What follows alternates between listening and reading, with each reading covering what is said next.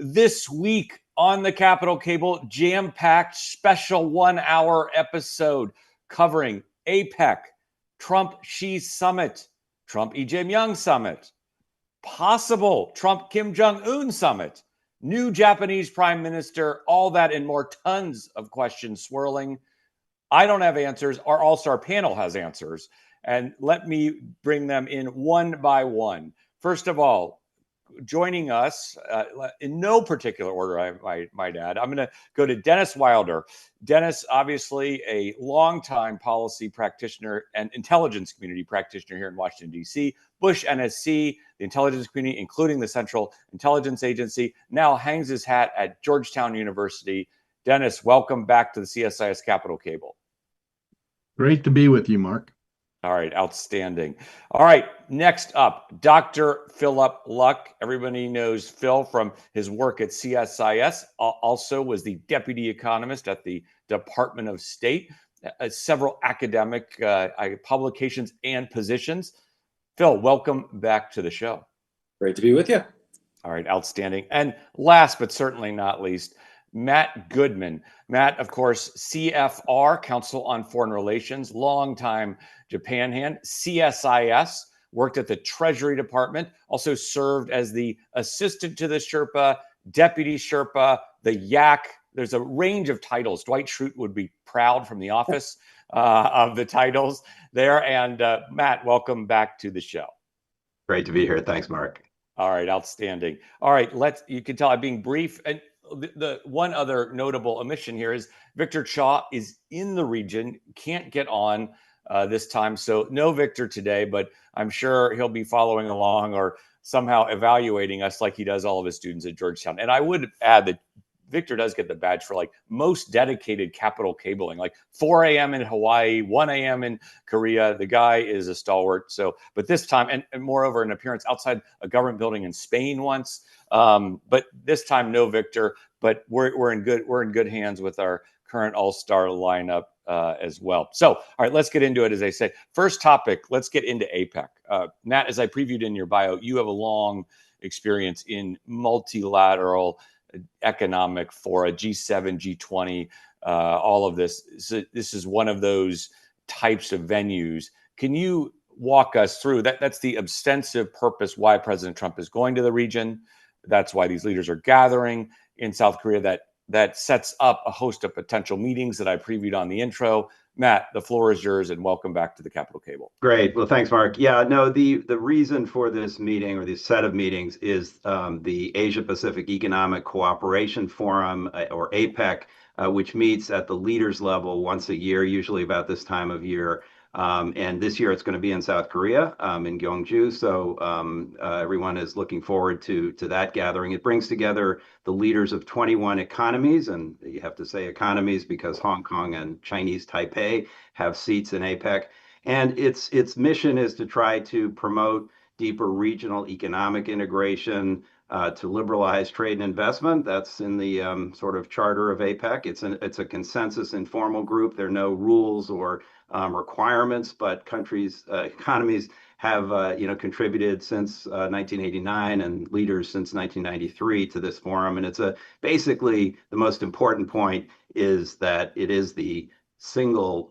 was for a long time the single reason that the President of the United States had to get to Asia once a year, and that's hopefully going to happen next week if President Trump goes out to the region. All right, outstanding. Just a couple quick follow-up questions. Obviously, the heat is around these bilateral meetings that I previewed or potential, but APEC agenda itself, number one, walk us through any major developments or significant developments, rather, that may come out of this. And number two, the hosts. What do the South Koreans hope to get out of APEC? Matt, right, great questions.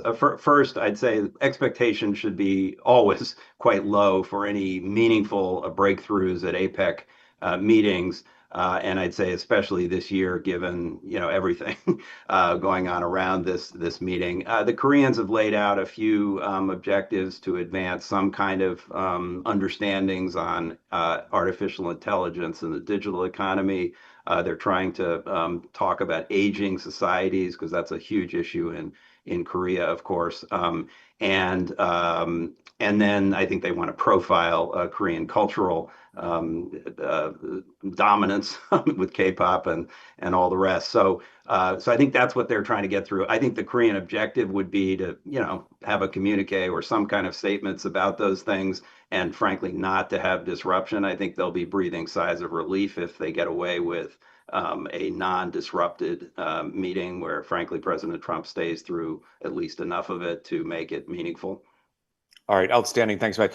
Low expectations. That's my motto. Get out of bed, check. Get dressed, check. I'm already 2/3 of the way done with my day. The last is go to sleep. All right, Phil, over to you. Anything to add on the multilateral piece before I get to Dennis on the big U.S. China possible summit? No, I mean, largely, Matt covered it. I mean, I think, again, AI is a large priority. Demographic shifts are a huge priority. Again, obviously, Korea, they're most acute, but throughout the region, they're an issue that I think they want to be addressing. And the last point that I would sort of pour a little cold water on this and keep expectations low is that, basically nothing from this will be carried forward by the next APEC president, because that will be China. And it's been pretty clear that they're not going to want to do that. So I would say that. And last question, Phil, if I'm correct, you were in the region not too long. The mood there on this gathering, can you give us a little atmospherics and/or color? Yeah, absolutely. I was there for about a week, just last week. I had a lot of great meetings about the APEC as well as other issues. I would completely agree with Matt, which is basically, they're hoping to get out of this without anything particularly dramatic happening.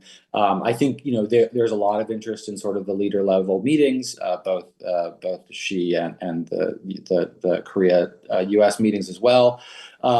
Again, I think to just further emphasize Matt's point, the focus on AI is a really big focus across the government. And this really does tie in quite well to their demographic challenges. I think, look, we're in a place where AI is the solution to everything, but it certainly is a potential solution to labor shortages and things like that. So I think there's a lot of interest there as well. Gotcha. And also, sorry, last thing. Keep going. It's another way to find ways to deepen collaboration with the U.S. They are an important partner in the manufacturing of semiconductors. We, of course, the U.S. has sort of more of a specialty in the design and intellectual part of the sort of software. So they see this as a real opportunity to deepen partnership with the U.S. All right, outstanding. And just one last tiny point of clarification.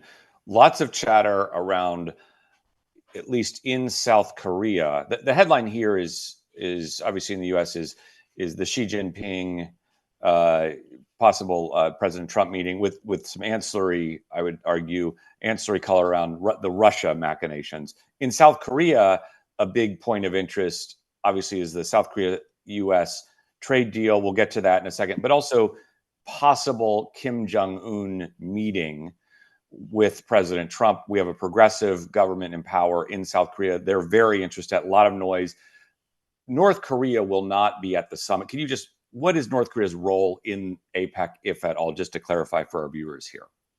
None. It's not. None, It does not exactly. have a seat, and it's never been a part of this. Yep. Right, exactly. Okay, thanks. Small bit of housekeeping, because I get a lot of questions about that, and I keep saying it, but I was like, I need a yak to authoritatively answer the question. I'm joking. So, all right, excellent, outstanding. All right, over to Dennis. Dennis, on to the big headline in terms of a possible meeting between President Trump and Xi Jinping on the margins of APEC.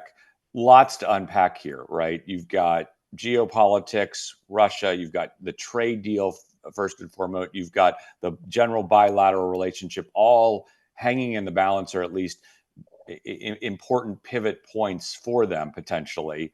Can you just walk us through, Dennis, what's the backdrop? What does each side expect to get out of the meeting, and what are some of the objectives here? Dennis, the floor is yours. Sure, Mark. As a loyal watcher of your show, I know you like sports analogies. We're coming up on the 50th anniversary of the Thrilla in Manila between Joe Frazier and Muhammad Ali. I see this as an extended boxing match between two heavyweights. The world's largest economy, the world's second largest economy. Both think they've got an edge in this boxing match.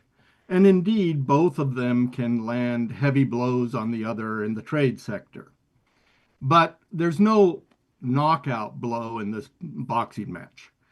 Both economies have proven resiliency over time, but both leaders have a real misconception of the other side. On the Chinese side, we just saw in People's Daily 2 days ago that they were calling the United States a failing state. And there is this view in Beijing that the east wind is blowing over the west wind, that they can play Trump because he's just another businessman who wants to cut money deals with China. Well, they've seen that ever since they opened the doors to the West. They know how to deal with him. So there is a certain arrogance on the Chinese side about dealing with Trump. And at the same time, you see this disturbing narrative from the Trump administration that somehow China is failing, that the Chinese economy is on the edge. Besant has made remarks like this. And so I think each president kind of walks in thinking they've got the cards. And I guess my message is neither of them have the cards. They're going to box for a long time. We may only be in the third round of this boxing match. It's an extended boxing match. I think at the end of the day, they'll box themselves out. It'll be a draw. But there will be certain things the Chinese get ultimately. I'm optimistic that at this particular meeting, there will be tactical decisions to sort of extend the pause. Trump won't go to the 100% tariffs. The Chinese will back away a little bit from this idea that rare earths have to be strictly that exports to defense sectors around the world will not happen. So I'll leave it there. All right, outstanding. And Dennis, you started to get into it. Let me double click on that and let's go a little deeper in the issue set that both sides appear at least interested in talking about. You've got tariffs, to your point. The Trump tariffs kick in November 1, they go to 100%. You've Right. got this rare earths restrictions, which are essentially export controls to the rest of the world. That's a piece that the U.S. is eager to deal with, right? You've also got some chatter about U.S. export controls and Right. Phil, I'm going to come to Phil in a second, agricultural issues. But can you kind of walk us through a little bit a little more detail on where the sides are on these issues and what might be some possible outcomes? Right. Well, there are a huge number of issues that I'm sure that Phil can get into. And it's an enormous set of issues. I mean, you mentioned Ukraine earlier. Trump yesterday clearly said he's adding that to the agenda. It hasn't been on the agenda, but with the problems with Putin, clearly he wants to increase the pressure on Putin. So he'd like to see China be part of that pressure. You have the idea of $1 trillion Chinese investment in the United States. Some people in the administration think that's wrong-headed, but Trump seems to be interested in it. You have the whole issue of Taiwan and whether or not Xi Jinping will try and pressure Trump into some sort of new statement on Taiwan, which seems to back the U.S. away from this close affiliation with Taiwan and the Taiwan Independence Party, the DPP. So it's a wide set of issues, and I believe it's the reason why Besant and others said, don't go to Beijing at this point. Meet at APEC. It will be obviously a short meeting. With translation, it becomes even shorter. They don't have enough figured out yet to have the big, beautiful meeting in Beijing with all the pomp and circumstance. So Trump puts that off till he says early next year. I don't know if it's early next year or it's mid next year. It depends how much progress Besant and He Feng can make in negotiations. All right, outstanding. You beat me to my last follow-up question, which is the setup for a potential meeting of President Trump and Xi Jinping in China. next year. In your point here, just to, I guess, to summarize what you said, not enough figured out to go now. The hope here is this meeting can perhaps provide some tactical agreements, winnow some differences, set up a process by which the president can get to Beijing later next year. Is that a fair summary? He wants to go to Beijing with a huge delegation of CEOs. So something like akin to what he did in Saudi Arabia, if you'll remember. And at the same time, Xi Jinping wants to show off new China. I understand that the Chinese would love to have him ride the high-speed rail from Beijing to Shanghai or something of that sort. So both leaders see a great deal of value in this meeting in Beijing. But as I say, the circumstances have to be right before Trump's going to agree to that, because he knows it's a big gift to the Chinese. All right, outstanding. Dennis, to come back to your sports analogy, we peppered you with body blows. Well done. You're still standing. Over to Phil. Phil, let's move to the trade side of the relationship. And as we were talking off camera, I did mention to you the Reuters headline that included soybeans, nuclear weapons, trade, all of that, right? So there's a lot on the table, as Dennis alluded to, both on the security and trade side and other pieces as well, new China that he just mentioned. But on the trade side, can you, that seems to be the issue at hand that is incredibly pressing. Walk us through where each side is, what are the main issues, and unpack that a little bit more for us, please.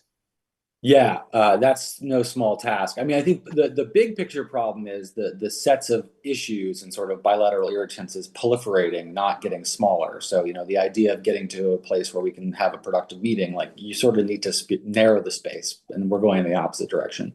So, yeah, I mean, obviously. And Phil, just let me come back on that. Why are we moving in the opposite direction here? Well, because we just keep escalating in some sense, right? And I think it's escalation and it's miscommunication about actions, I think, or misinterpretation of behavior, which I can get to in a second. So obviously we have the sort of main impetus is we put really high tariffs on China from basically day one of the second Trump administration, escalated after Liberation Day, went through a period of extreme escalation where the tariffs got up to about 150%, came down from the brink a bit, in part because of the pressure that China was putting on the US through rare earth exports. And now we're in a bit of a re-escalation phase. Since earlier this year, China basically stopped importing a lot of important US agricultural products. There's been no sales of soybeans to this PRC since May. And we are now in the heart of US harvest season. So if this doesn't get resolved in the next month or so, we'll basically lose an entire sort of year. Similar with beef, we've got a 93% reduction in exports of beef. Basically, they decertified a bunch of facilities that process U.S. beef in China. So that's not going to get resolved until those licenses get reissued. Similar, we got 45% tariffs on almonds, other tree nuts. So basically, they're doing in the ag space exactly what they did in 2018, and in some sense, exactly what we should have expected, which is you in a trade war, you put pain on a important political constituency, U.S. farmers. These things are perishable. They're hard to reroute. So this is a normal thing to do in some sense. And it's, if we didn't expect this, we really should have. So coming into this, in addition to the broad big picture, we have these, these macro imbalances that both of our countries need to solve. Those are the things we really should be talking about. We're not able to get to that because we gotta ask them to buy soybeans, right? Which is a silly sort of, it's not silly to soybean farmers, but it's not the core issue. You're into more commercial disputes, which are not unimportant in a commercial sense, but your point is broader macroeconomic trends of the relationship are really what is, ultimately will move the global economic order, I guess, for lack of a better term. Yeah. Yeah, 100%. I would say there's two big things that, honestly, we can't get to because we have these other issues on the table. There's what do we trust them to sell us, and what do they trust us to sell them as from a security standpoint? And how do we get the relationship between their underconsumption and our overconsumption more in balance? Right? Those are the two big issues to me that, again, we just haven't addressed in any real way. To the latter point about sort of what I was saying about this miscommunication here, I've just seen a massive amount of miscommunication on the export control issues. So as we sort of noted earlier, there were new export controls on rare earths that came out a few weeks ago. Those were, and the U.S. administration took those as escalatory and took umbrage in those and sort of took some actions. And Reuters is just reporting that we're considering some pretty severe export controls on software now that would be really escalatory. You could have predicted that they were going to do those actions as soon as the United States published a similar rule about a week before, right? So this is a real tit for tat where they're interpreting this, or they're signaling, if you do X, we'll do Y. And we are interpreting Y as escalation, where they're interpreting it as sort of a resetting. Gotcha. And let me make one last foray into the export control piece of this discussion. Under Biden, export controls really weren't part and parcel of the negotiation. It was essentially other interlocutors. Secretary Raimondo, when she went to China, would basically give an explanation. The Chinese would respond. That was it, kind of a set piece. Here, it seems like they have entered into a really important piece of the negotiation between Beijing and Washington. One, am I right on that? And then two, implication. One, am I right on that? And then two, implications for essentially the high tech sector as you see it. And then over to Matt. Yeah, I'll be really brief. I mean, I couldn't agree more. I think we've sort of, there's been a traditional sort of church and state between sort of commerce, actual commerce and security, and export controls have always tried to be as much as possible in the security side of things. They're much more transactional in this administration. And so they're just one of many chips to be sort of played with here. That does a lot of things. One, it creates a lot of uncertainty because it's not a clear policy direction. We're not continuing, we're always going to tighten or going to loosen. The other key challenge that this creates, from my perspective, is it makes multilateral cooperation almost impossible, because your partners don't know if they're going to go out on a limb, if you're going to saw it off behind them because you got a better deal. And export controls do not work unilaterally. So we really do need that multilateral cooperation. So to me, that's the biggest problem with this approach. All right, outstanding. Can I add something? Please, Dennis, come on in. I think we should look at, because it really upset the Chinese, the new BIS Commerce Department entities list. Yeah. It added, and Phil, you may have a better figure, but something like 10,000 Chinese companies. And U.S. companies are just flummoxed by this. How do they do due diligence on 10,000 Chinese entities? It's impossible. And so I have no idea why the administration thought this was a good idea, but it's totally unworkable. Phil? And do you either of you on this one, or both, bargaining chip or substantive policy, or a little of both? First of all, completely agree. I think at the very least, you can decide, you can say whether this was good or bad, or, I agree with the sort of burden on industry. The key thing too, also, in addition to that, is like, it would be amazing if they didn't think this was escalatory, right? So again, in response to that, that's when we got the new rare earth change. So that was as well. Whether it is a bargaining chip or not, it may not be. I think TBD in some sense, right? Industry really doesn't like it, and they're pushing pretty hard. So we may see a reversal, even if it wasn't initially meant to be a bargaining chip. Right. Okay. Outstanding. Mark, I would also add that one of the problems we have is I don't know that Trump knows everything his bureaucracy is doing, or whether he understands even the implications of some of these things. He may sign off on things, Lutnick may tell him something, and he says, fine. But some of the things that go on among, if I will, the China hawks, it's not clear that Trump really is totally in control of these things. And maybe he's just not observant of them. I'm not sure. But I think if this had actually been explained to Trump in detail, I'm not sure he would have signed off at this moment on something like this. All right. Thanks, Dennis. Thanks, Phil. Excellent interventions on that. Matt, over to you. You've been patiently waiting on the sideline. And obviously, anything to comment here, please come back on any of this. Lots to unravel here. Lots to comment on. What I want to get to after that is the view from Japan and South Korea on this China piece, because obviously they are very interested partners. Phil alluded to the multilateral export control regime as just one piece, right? And the South Korea and Japan were quite active, right, under Biden in terms of the export control issue in a multilateral sense. So, Matt, Japan, Korea view from there, but also any other comments Sure. on the previous Yeah, interventions? first of all, I think Dennis and Phil really laid out the battle lines very clearly in the economic disputes, and I have nothing really to add to that, except that I think, or to emphasize the point that Dennis made at the end about the lack of coordination within the administration, I think is a real problem. You saw it, by the way, not to raise an issue that maybe you've talked about enough on your program, but the Hyundai raid in Georgia, I think that's a clear case where the right hand didn't know what the left hand was doing. And I think you see some of that with these export controls. And I think fundamentally behind that, there's this sort of really interesting dynamic between Donald Trump and the rest of his administration and the rest of Washington. If you think of concentric circles going as far out as people like Phil and Dennis and me, everybody has become more hawkish on China, more worried about China. It doesn't mean we're all hawks, but we've moved in that direction because of China's behavior and concerns in a lot of the areas we've been talking about and many others.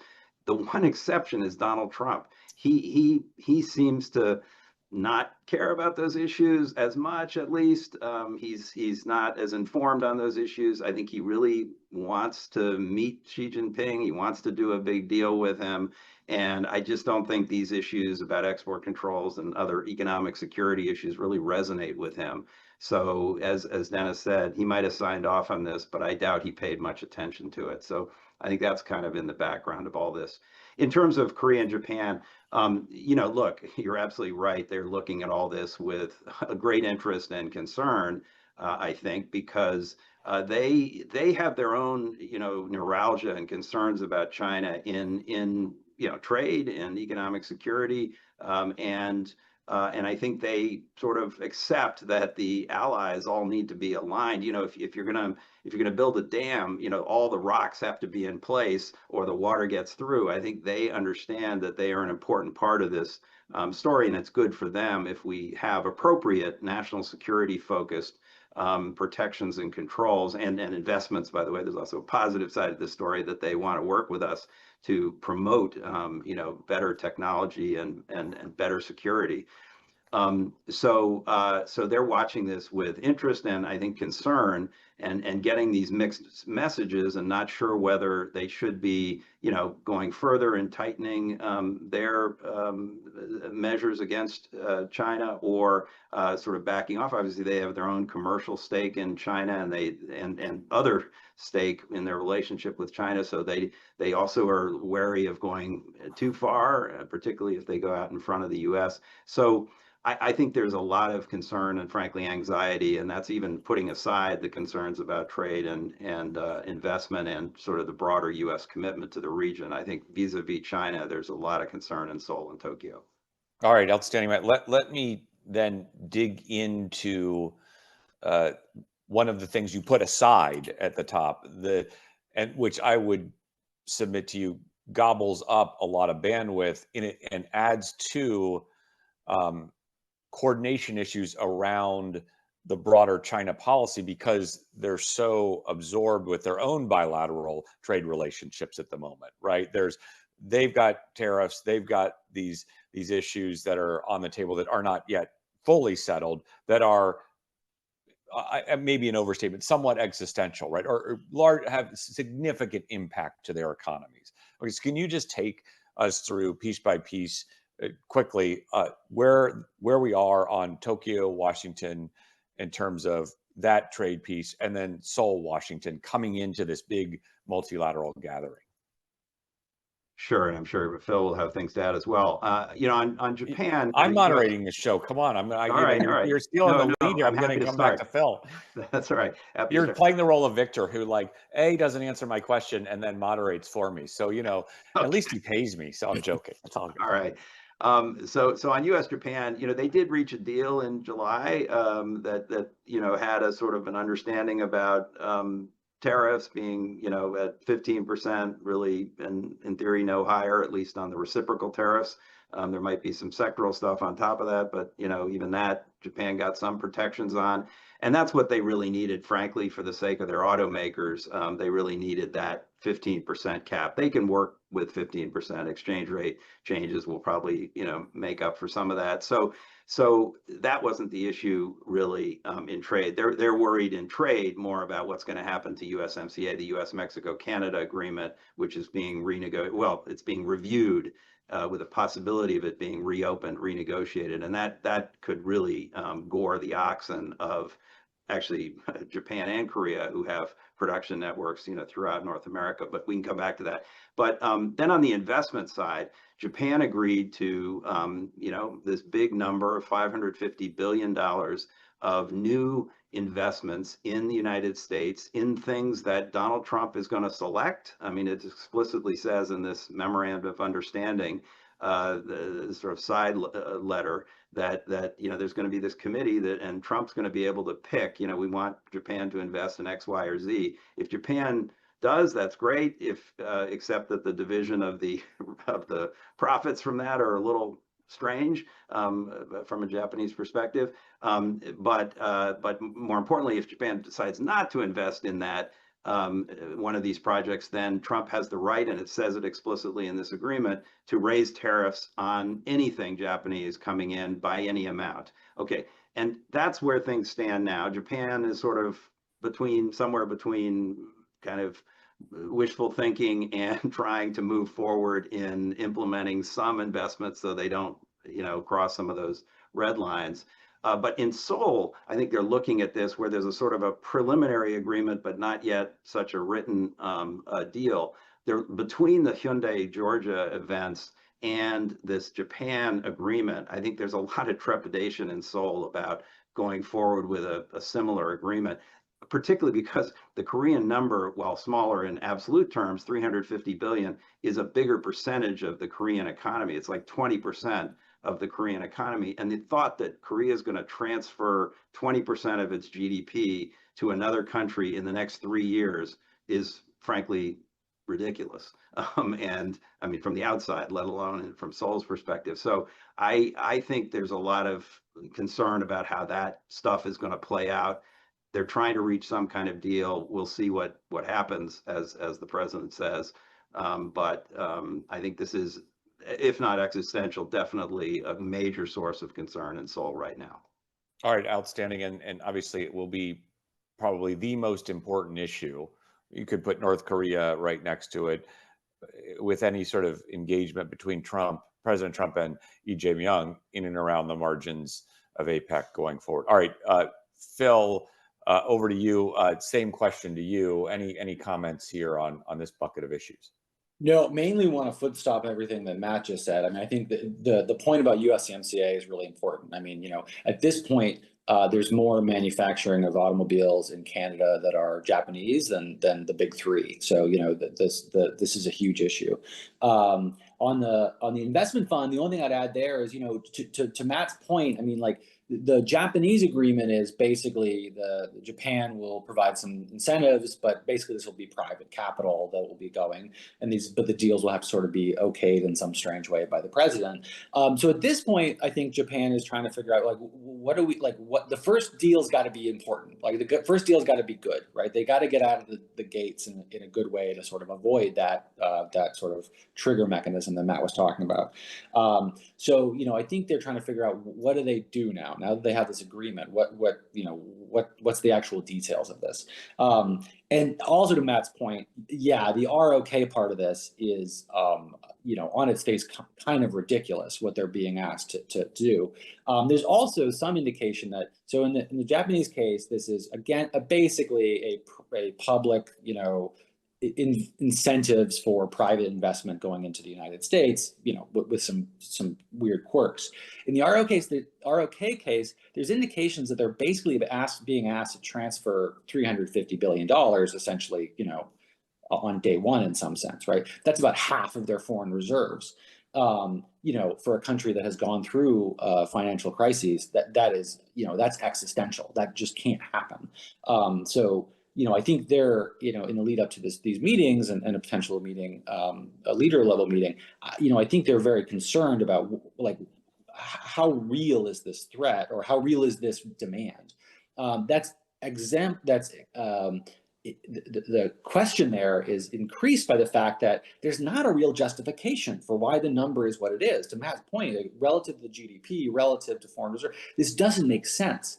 The only indication that we've been able to get is every deal has to be bigger than the last, is kind of the thinking. It's like, well, that doesn't seem like a reasonable place to start. So again, I think that's a huge concern here. And just one last thing to Matt's point. Again, when I was in Korea last week, the Hyundai raids came up constantly. I mean, this is just the idea that we would be demanding this level of investment, and then also acting in this way to our partners is, frankly, offensive. Gotcha. Okay, thanks, Phil. Good stuff there. And then one other point I was just going to ask you just make in here, not so much a question, but headlines out of Korea over the last 48 hours have senior Korean government officials talking about alternatives to this investment fund being floated. Not a lot of detail in public on this yet, but stay tuned, right? Watch this space. As a former British High Commissioner who was my boss in one iteration used to say all the time fondly. All right, let me come back to Matt. One quick question, then over to Dennis on Russia, China. Want to get into this, back to the strategic stuff here, because we're starting to run short on about 20 minutes left. Matt, just quick question. New Japanese prime minister, what does that do to the equation in and around meetings at APEC? Well, it's an extraordinary and historic event that Japan has put in place. A female prime minister has never happened before, and that is worth pausing and noting. It's a big deal in Japan, and I think as a signaling thing in Japan and around the world about hopefully change that is happening in Japan. Prime Minister Takaichi is a well-known figure in Japan. She's been around for a long time. She is very conservative, and some people think more than her mentor Shinzo Abe, who was prime minister, as we all know, for a number of years, and she's modeling herself after his administration in policy terms. That is going to produce some interesting issues for the region, potentially for the United States. From everything from the fact that Abe on his first full day in office and in his second iteration as prime minister, the day after Christmas, if you remember, whatever that was, 2018 or 17, went to visit Yasukuni Shrine, this shrine where war criminals are their spirits are enshrined, and that caused a huge blip. If she does something like that, I think that's going to cause some real consternation in Washington and Seoul and other parts of the region. I'm not, don't have evidence that she's going to do that, but that's the kind of thing that, given her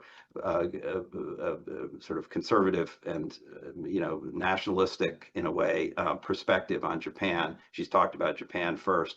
On the other hand, one of the first things she said as prime minister was that she respects Korea. She's calls it an important neighbor. She respects its culture and was sort of a fig leaf. I mean, not a fig leaf, olive branch. Sorry.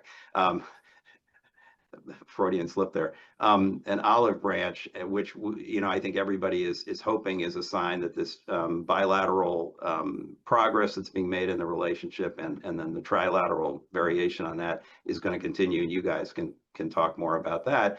But I think she, it remains to be seen how she's going to play on those fronts. But there'll be a lot of continuity on the sort of things that you expect from Japan, a stable, sort of reliable Japan that will be doing, kind of the traditional things in the world and the region that we've come to know, but with a potential for risks, of her taking a somewhat more, uncomfortable position on some things for the region.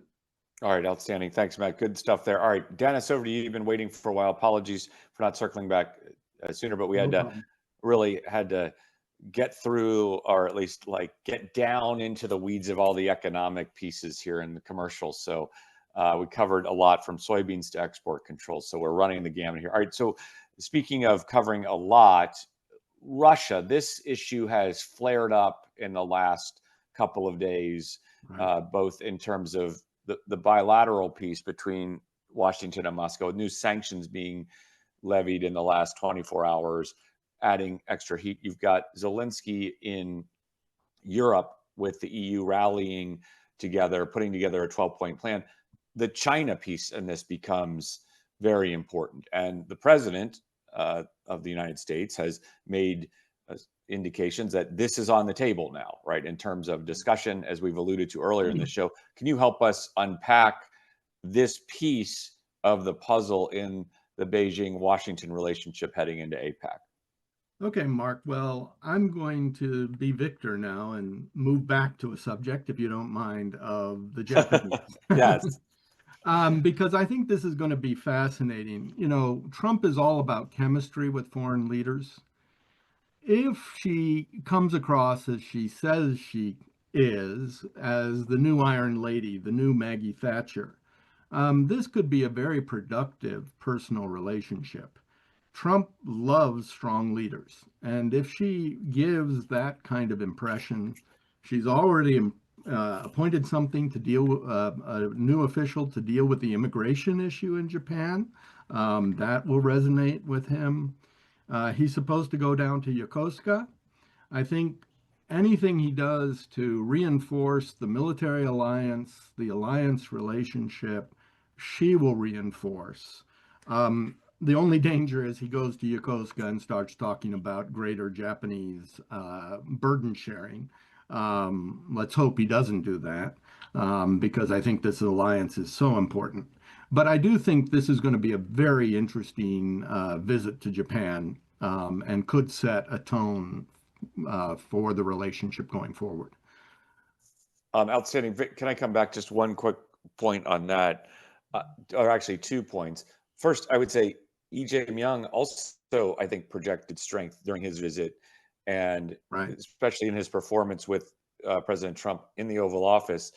So you could have this very interesting dynamic unfolding here, right? To your point, Dennis, and the leader level under President Trump really matters, right? Right. And then the second point, maybe just unpack this a little bit. These investment funds have seemed to at least taken some of the heat off of the burden sharing talk, right? Because you've already got, essentially, as Phil laid out, cash transfers, or at least the thought of cash transfers underway in investment funds seems to be taking a little of the heat off of the burden sharing conversation, at least for now, so far, with all due caveats there. Is that a fair point? Yeah, I think so. You know, of course, the problem with Trump is he often works off his gut instincts. And so you never know when something will strike him, and he'll go back to a talking point that he's had before. That's my only worry. That's fair. Go ahead. I'm sorry. No, keep going. Go. Back to Ukraine, Russia. Let's be honest, without the Chinese support over the last 3 years, Putin could not be sustaining this war effort. The economic support has been huge. The Chinese buying of very major amounts of Russian oil, the support to the defense industries in Russia. The Chinese have really helped rebuild the war machine, with sophisticated machine tools, computer chips, all kinds of things that Putin desperately needed. What is striking about Trump is he's ignored this for a while.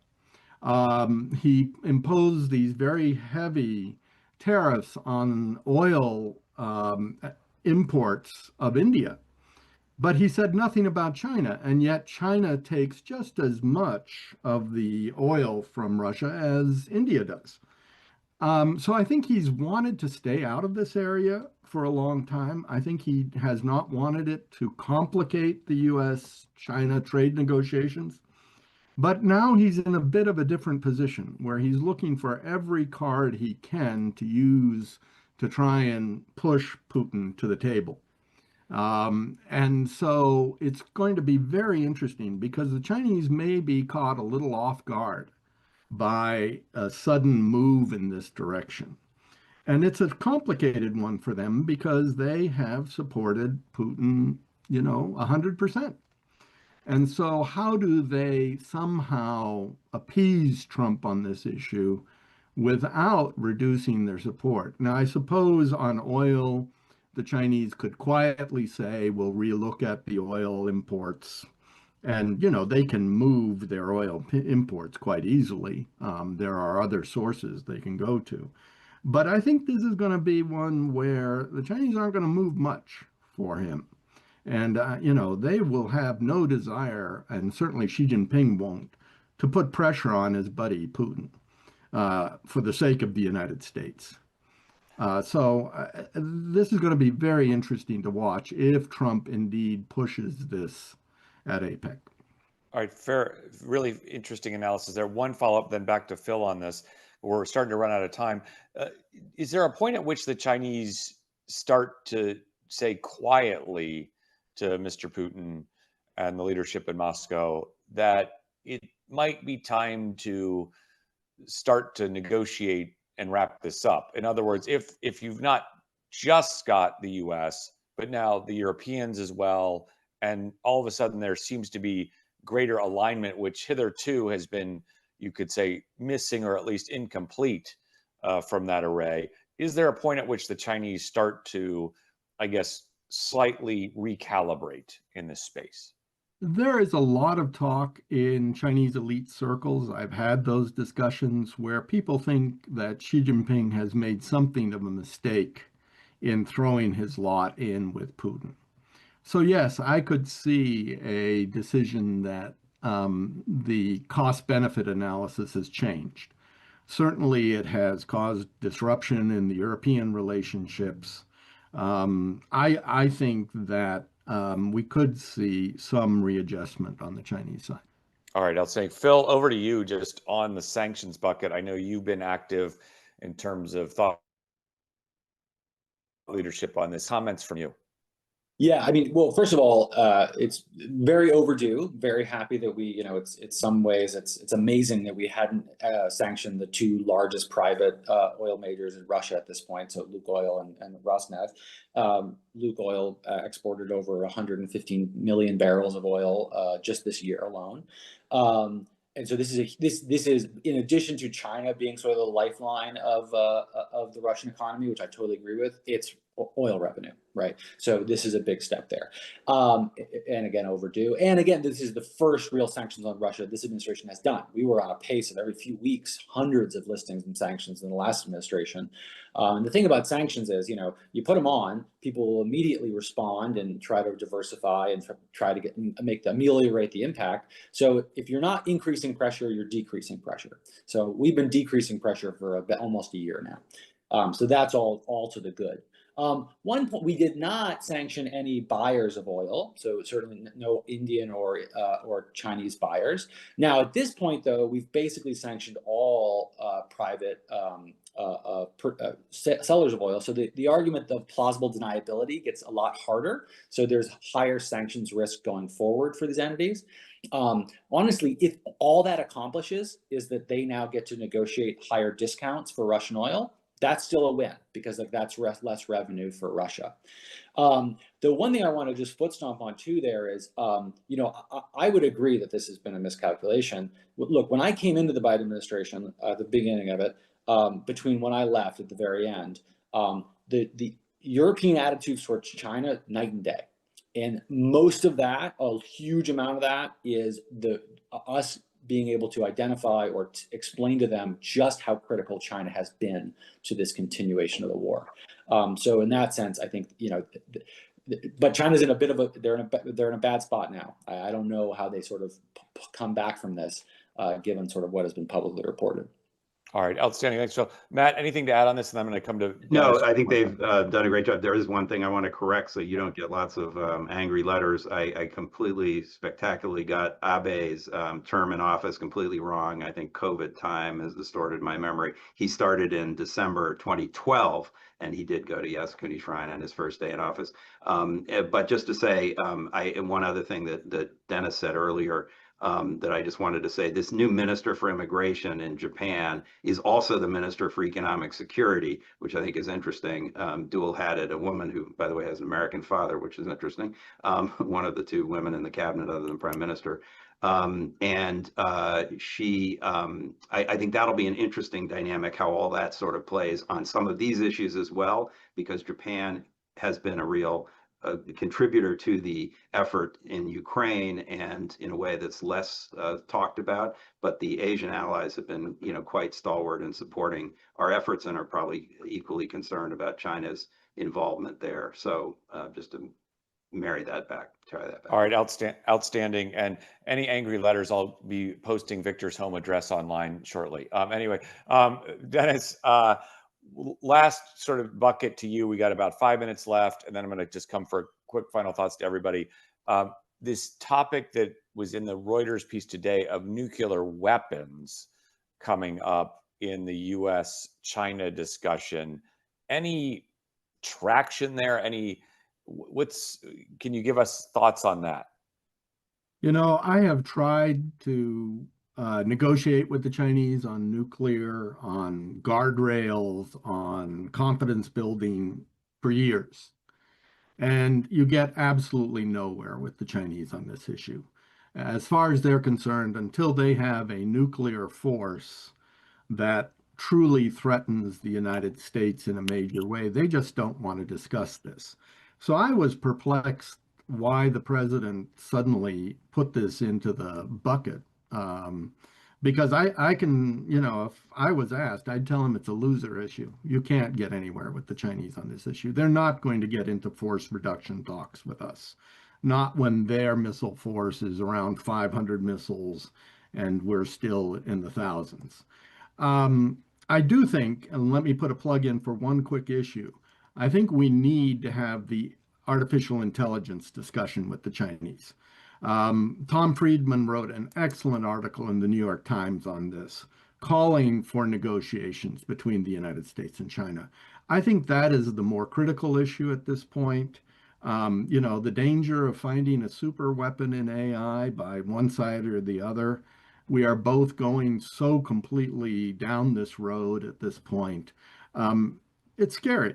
And I think not enough attention is being paid to the notion that we've got to have some sort of negotiations. All right, that's I saw nodding from your panelists as well, in violent agreement on that. All right, outstanding, Dennis. I'll just add, we did not cover Kim Jong-un, possible Trump summit. Victor was not here. Channeling Victor, I think he would talk about the seeming condition that Kim Jong-un is put on such a meeting, which is pretty strong in terms of not wanting to talk about the nuclear and missile programs, which is a pretty big deal, and I think throws some cold water. Not saying it's not going to happen, but it's a really important development that I think I took note of when Victor underscored that on previous episodes. All right, so final thoughts, Matt.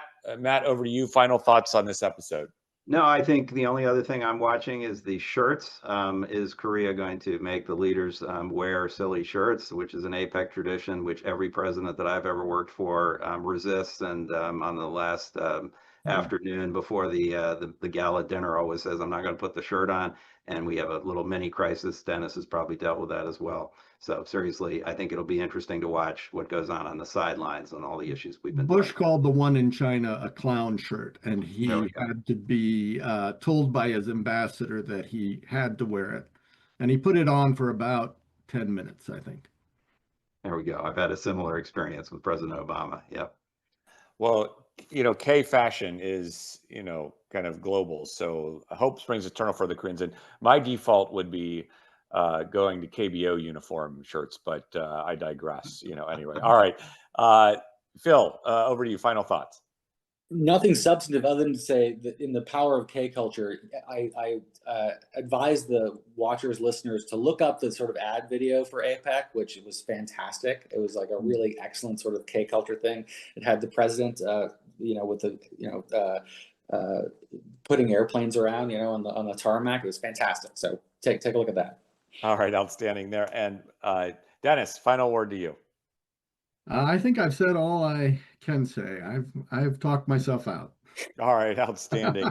Outstanding. All right, thanks everyone for a fantastic episode. We covered a ton of ground from APEC, Xi-Trump summit, Japan machinations, South Korea bilateral, you name it, we've done it. We've even squeezed in nuclear weapons, Russia, and Kim Jong-un, and last but not least, of course, the shirts. But all good stuff. Thanks to Dr. Philip Luck, thanks to Dennis Wilder, and thanks to Matt Goodman for an outstanding hour-long episode of the Capital Cable. And we'll see everybody in 2 weeks. Bye-bye, everyone. Thank you.